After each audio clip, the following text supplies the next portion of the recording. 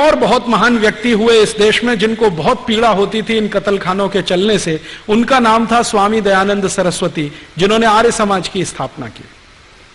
उन्होंने तो अपने जीते जी एक फौज तैयार कर दिया गोरक्षा के लिए। स्वामी दयानंद सरस्वती ने एक संगठन बना दिया जिसका नाम आर्य समाज, आज तक जीवित है। 125 वर्ष पुराना संगठन है, कांग्रेस से भी पुराना संगठन। कांग्रेस जो राजनीतिक दल है ना, उससे पहले का ये आर्य समाज है। इसका एक ही काम था, गोरक्षा करना।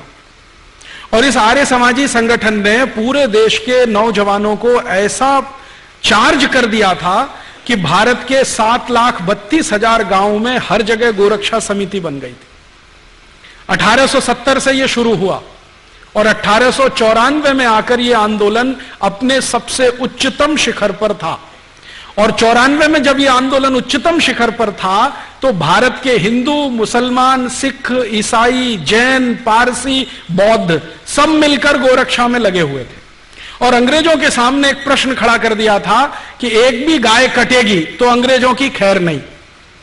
तो अंग्रेज घबरा गए थे। इसी घबराहट में रानी ने चिट्ठी लिखी थी 1894 में।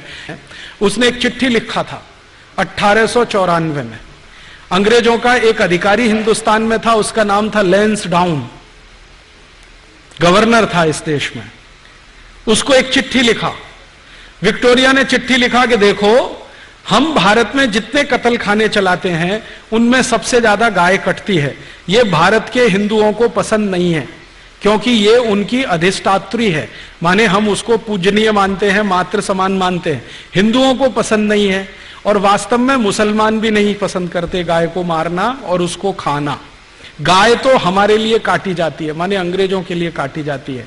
अब भारत में हिंदू और मुसलमान कभी एक हो गए और गाय बचाने में लग गए तो हमारी सरकार नहीं चलेगी भारत में। इसलिए तुम एक काम करो कि जितने कत्लखाने चल रहे हैं गाय काटने के लिए, उनमें मुसलमानों की भर्ती कर दो और हिंदुओं को बताओ कि गाय देखो मुसलमान काट रहे हैं। तो हिंदुओं की भर्ती नहीं, मुसलमानों की भर्ती कर दो। हिंदुओं को बताओ कि गाय मुसलमान काट रहे हैं, कट हमारे लिए रही है।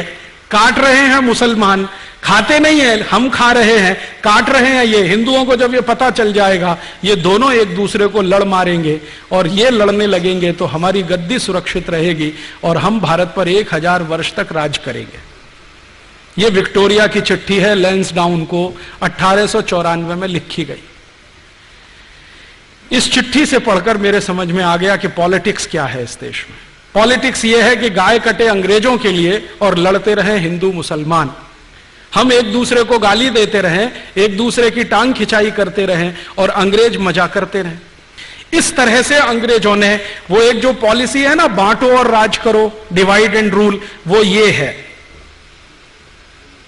तो इस डिवाइड एंड रूल में हमको फंसाया, गाय को कटवाया और एक दो नहीं करोड़ों गायों को कटवाया इस देश में।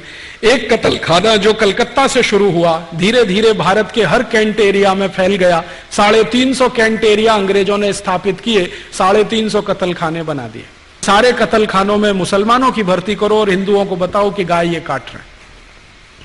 और जब ये खबर अंग्रेजों ने फैलाई, उसके बाद इस देश में हिंदू मुसलमानों के दंगे शुरू हो गए। मैं आपको विनम्रता पूर्वक बताना चाहता हूं कि 1894 के पहले इस देश में एक भी हिंदू मुस्लिम दंगा नहीं हुआ।